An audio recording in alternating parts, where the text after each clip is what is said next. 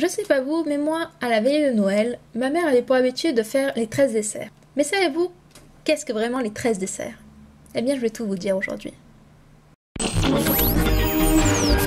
From the ceiling.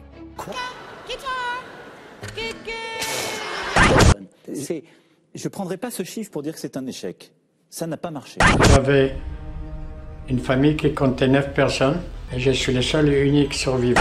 Traîner près des mégalithes, entourer les poissons.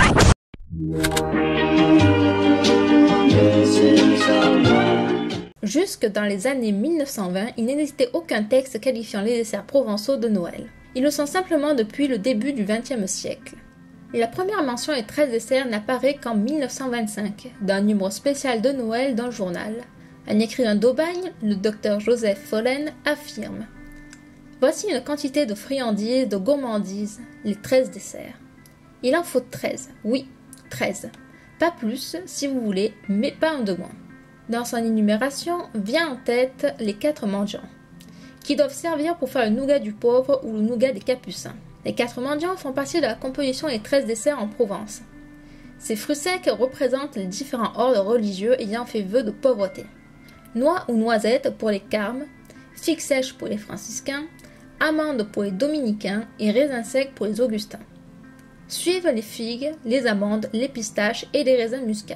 Puis viennent les sorbes ou cormiers, les dattes, les pommes, les poires, les oranges et le dernier melon. La liste s'allonge avec les grappes de clairette, les pots de confiture, l'eau de coin, les châtaignes au vin cuit.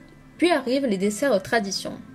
La pompe à l'huile, la fougasse, les oreillettes, les nougats blancs, noirs et rouges, les petits biscuits et les sucreries et même du fromage.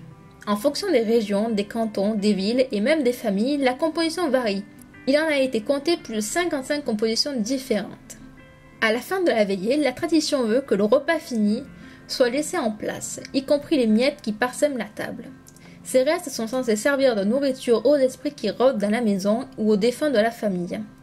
Les Arméniens de Marseille ont fait de même, pour leur jour de Noël qui se fête le 6 janvier. Ils présentent les 13 desserts accompagnés de leur pâtisserie spécifique.